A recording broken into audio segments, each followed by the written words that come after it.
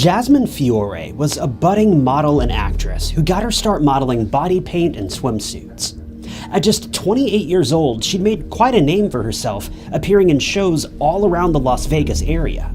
And she even had a brief stint on a VH1 reality TV show. But in 2009, Jasmine's career met a sudden and tragic end when she disappeared on the evening of August 14th. Within hours of her disappearance, investigators found her remains stuffed inside of a suitcase and abandoned inside of a dumpster. The state of her body was humiliating, to say the least. In fact, the perpetrator had been so brutal that Jasmine could only be identified by the serial numbers on her breast implants. But who could have done something like this? Well, detectives have a very clear idea of who the perpetrator was, and they even pressed charges against him. But for a shocking and rather unexpected reason, the man was never arrested, even though the case would go on to change the face of reality TV forever.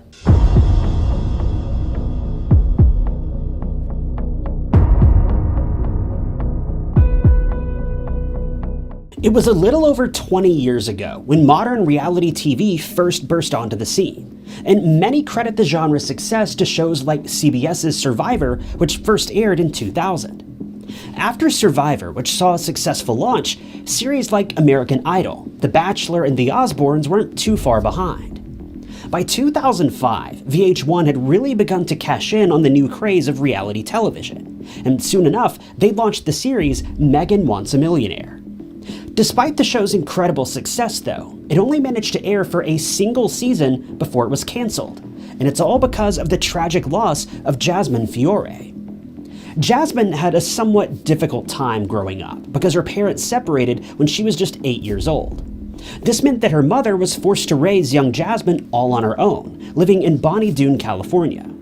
We all know how expensive it can be to live in California, so it goes without saying that the two likely struggled quite a bit. As Jasmine grew a bit older, she found that she had a love for playing football. Regardless of how inclusive the sport is these days, this was a bit unusual for a girl of Jasmine's size and stature to play such a demanding sport at that time in history. But Jasmine wasn't one to shy away from pushing boundaries. As she entered her teenage years, Jasmine found a job at a local grocery store, but all the while, she wanted to pursue her dreams of becoming a model.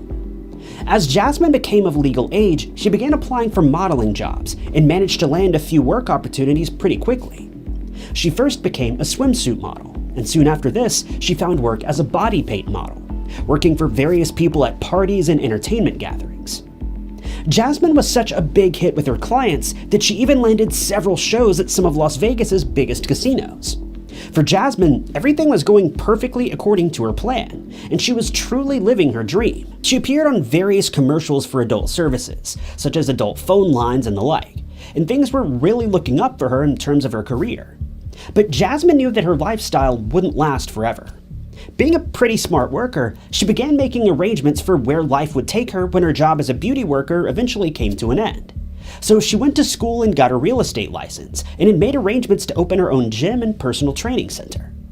Jasmine had encountered various love interests over the years, and she eventually caught the attention of Robert Hasman, a man that she truly loved and admitted that she wanted to settle down with. Unfortunately, their relationship didn't really last, and they eventually went their separate ways. And before long, she found herself in the arms of a man named Travis, and the two got engaged in 2006, but they too broke off their relationship. This brings us to 2009, when Jasmine met a fellow real estate expert by the name of Ryan Jenkins. Ryan was a real estate investor who owned properties all around the Las Vegas area, but he wasn't a big shot just yet. He was more of a small-time investor who was still looking to find his place in the business and hadn't quite made it yet. With this in mind, Ryan did his best to keep his options open, and one of his options was to appear in reality TV shows on VH1. Ryan had applied for a new series known as Megan Wants a Millionaire back in late 2008 or early 2009. Ryan was over the moon when he'd been accepted onto this show, but his stint with the series didn't last very long, and he was eliminated in one of the earlier episodes. But for Ryan, this didn't matter too terribly much. That's because just days after he was eliminated from the series, he met the woman of his dreams, Jasmine Fiore. 2 days after this, the two were married. This may sound completely crazy to marry someone that you've only known for 2 days, and don't get me wrong, it kind of is, but the two claim that they have genuinely been in love with one another. According to Jasmine's friends and family, at this point Jasmine was truly, genuinely happy when she was with Ryan. Jasmine was known for being a very vibrant and energetic woman, and her relationship with Ryan only further amplified these qualities. Regardless of them meeting at a casino and having a spur-of-the-moment wedding, their love was very much real. But as you might expect, things weren't always perfect. Within months of their wedding, Jasmine was forced to call the police after her husband revealed a side of himself that she never knew existed.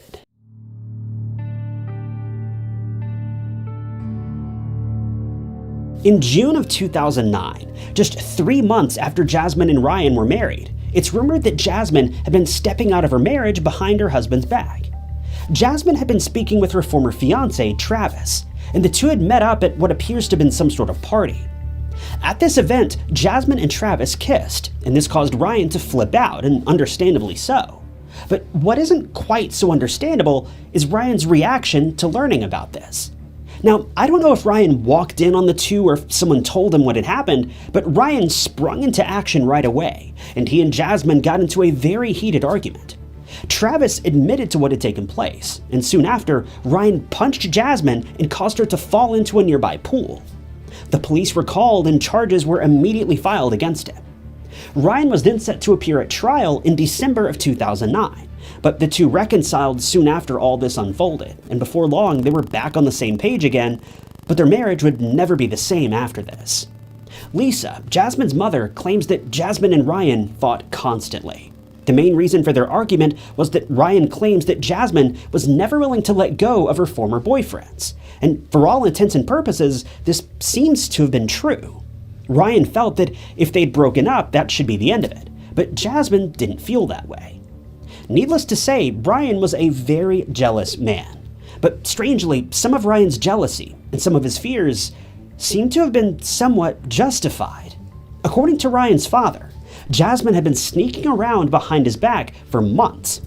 His father claims that Ryan had told him about multiple occasions in which Jasmine would leave for multiple days at a time and never tell Ryan that she was leaving, nor tell him where she had been for all this time. Now, what we don't know is whether or not this all came about after the two had the altercation at the party, or if this was taking place when the two were supposedly on good terms. If this all happened right after they separated after the party, then I totally get it. Jasmine needed space, and the last person she wanted to be with was Ryan. But if this was all going on while the two were on good terms and happily married, then you have to admit Ryan wasn't being too unreasonable by wanting to know why his wife had been missing for days at a time. Worse yet, according to Ryan, when she would return, she would repeatedly lie about where she had been, but Ryan had never explained how he knew she was lying. To make things even more confusing, Jasmine reportedly told her mother that the two had annulled their marriage in May of 2009, just 2 months after getting married. But after multiple searches of public records, there's no proof that this statement was true. By all means, the two appear to have been married when all of this was going down. This all brings us to August 14th of 2009, the night that the lives of Jasmine and Ryan would change forever, and the same night that Jasmine's final hours were captured on CCTV, and the night that would alter the course of reality television for the rest of history.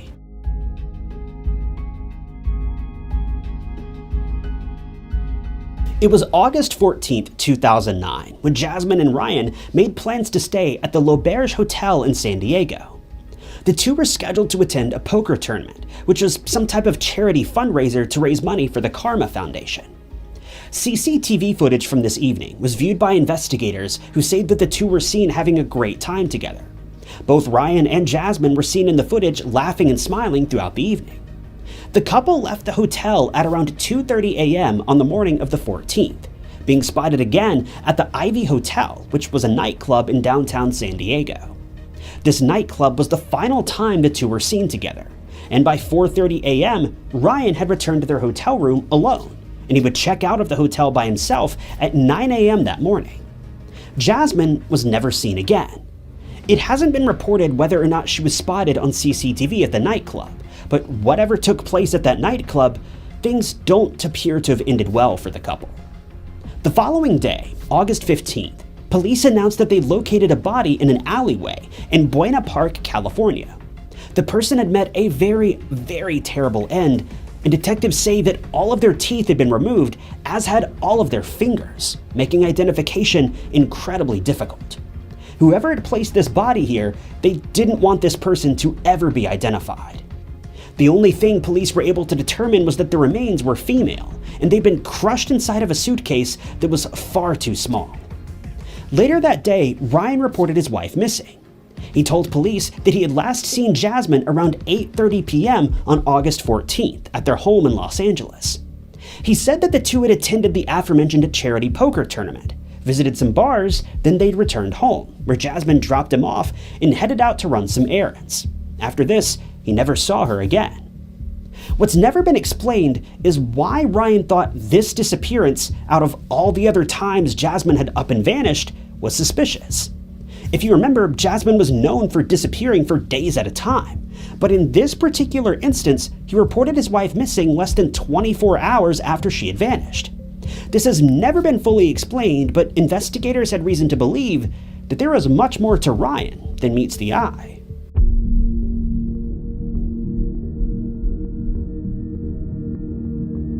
By the following day, Ryan had spent some time at the couple's home packing up some clothing and travel items. He was seen leaving their penthouse on August 16th at around 9 a.m. He then headed straight to Nevada to pick up his boat, but this wasn't the story that he shared with police when they reached out to him later that same day. He told them that he'd been in Utah and was heading to Canada to resolve some immigration issues. Around this same time, investigators had made some progress on the body that had been discovered in the dumpster. Despite the fact that the perpetrator had gone to such great lengths to conceal the identity of this person, the remains were identified just days later on August 18th. As the coroner was examining the body, he noticed that the woman's breasts appeared to have been altered, and he believed she may have purchased implants at some point, and this assumption was correct. During an analysis, the coroner removed the implants and was able to read the serial number that had been printed on them.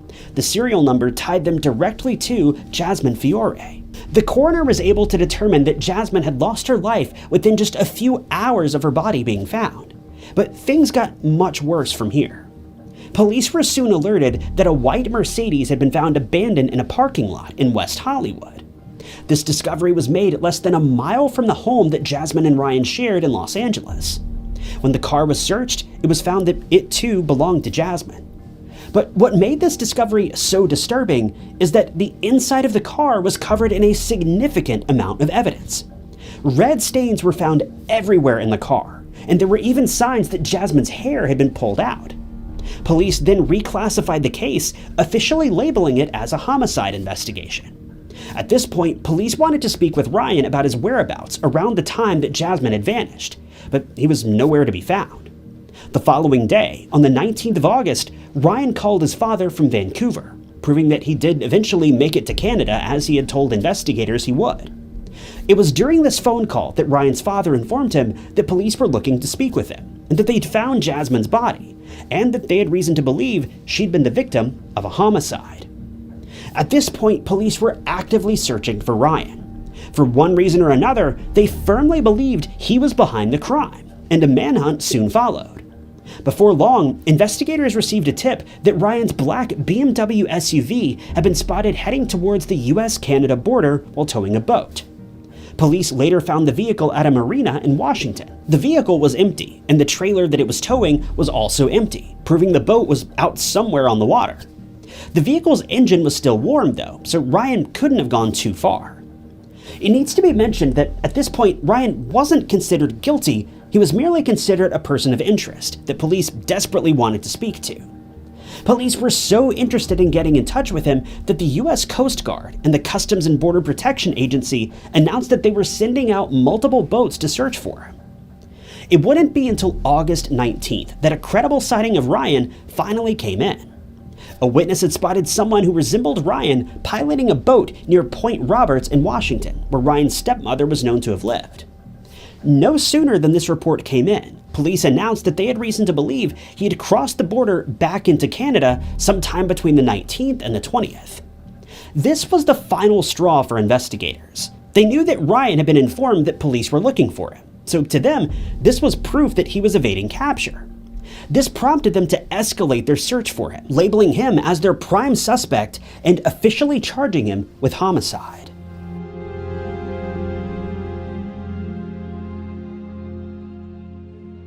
It was August 20th when Ryan arrived at the Thunderbird Motel in British Columbia, Canada. He arrived with a young woman who the motel worker described as attractive, young, and very calm. The two paid for 3 nights at the hotel, and the manager didn't find them even the least bit suspicious. When police investigated the identity of the woman that Ryan was seen with, they quickly realized that it was his half-sister, Elena. The motel manager noted that he'd spotted Ryan walking out front of his room on August 21st, looking extremely exhausted. He said that he looked so disheveled that even though he was aware of the manhunt for Ryan Jenkins, he didn't recognize this as being the same person. By 11:30 a.m. on August 23rd, the manager noticed that Ryan had never checked out of his room, which had been booked under Elena's name. The manager then asked his nephew to go check in on him and make sure that he had left, but that's when he walked in on yet another crime scene. When the nephew opened the door to the room, he found Ryan's body hanging from a clothes rack by a belt. He had taken his own life. A note was never found at the scene of the crime, but investigators would later find one on Ryan's computer, dated to August 20th. The contents of this letter have never been made public, and unfortunately, this means that Jasmine's case, to this day, has never been solved. But this is far from the end of the story. Police very firmly believe that Ryan was the one who took Jasmine's life. In fact, they're pretty much certain that this is true. They have no other people of interest, and it's pretty clear to see that Ryan was struggling with some pretty serious guilt in the final days and hours of his life. After Ryan lost his life, police began to look more closely into his past, and VH1 did the same thing. VH1 being the company that invited him to appear on Megan Wants a Millionaire. According to VH1, they always conduct a background check on every star that appears on one of their reality TV shows. They claim that Ryan's background check came back perfectly clear.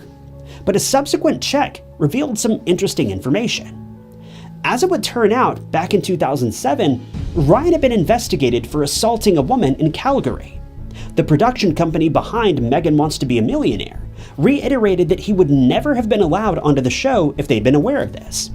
VH1 explained that they employ a third-party private investigative firm to conduct all of their background checks. But these checks are limited to crimes that occurred within US borders, and Calgary is obviously located in Canada. So the information of this crime never made it to VH1. But what makes things even more interesting is that this third-party company, Collective Intelligence, announced that they hadn't actually been the ones to conduct the background check. Since Ryan was originally from Canada, they had outsourced the background check to another company known as Straight Line International. In the wake of the allegations against Ryan, Collective Intelligence sued Straight Line International for breach of contract, claiming that the company was fully aware of Ryan's violent history, but never reported the history to Collective Intelligence or VH1. Collective Intelligence would eventually lose trust with its primary clients, Viacom, NBC, and ABC, and Straight Line was forced to pay Collective Intelligence over $800,000 in damages. But things are still about to get even crazier, if you could even imagine.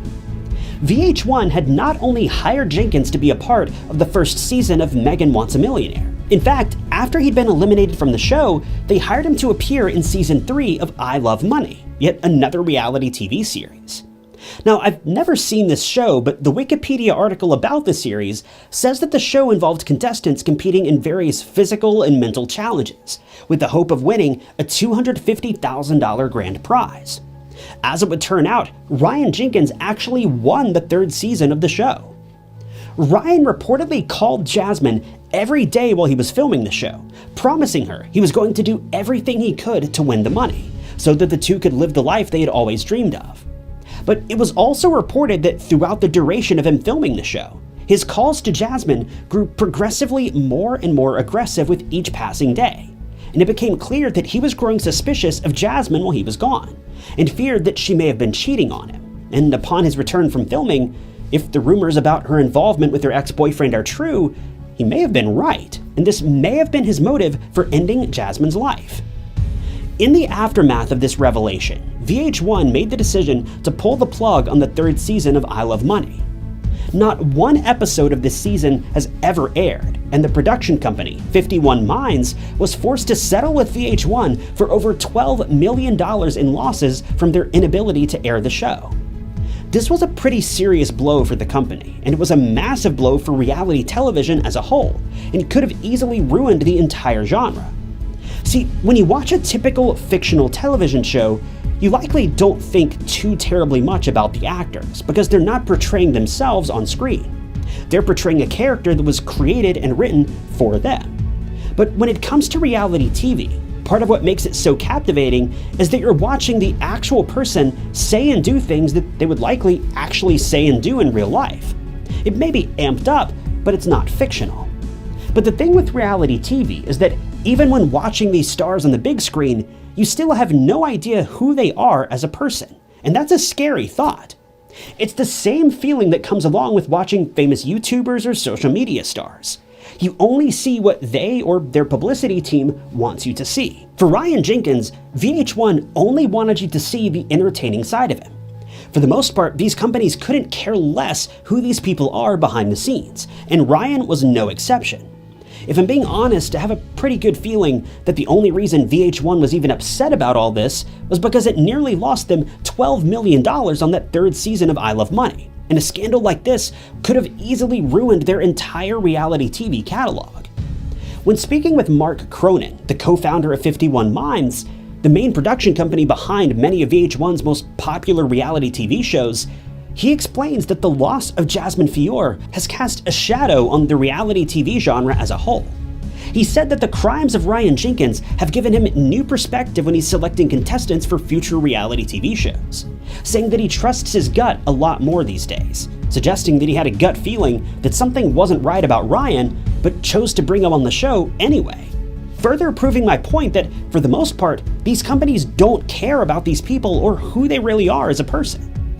Another producer spoke up and said that he would rather have a gut feeling about someone, exclude them from a show and be wrong about them, than end up with another situation like Ryan Jenkins.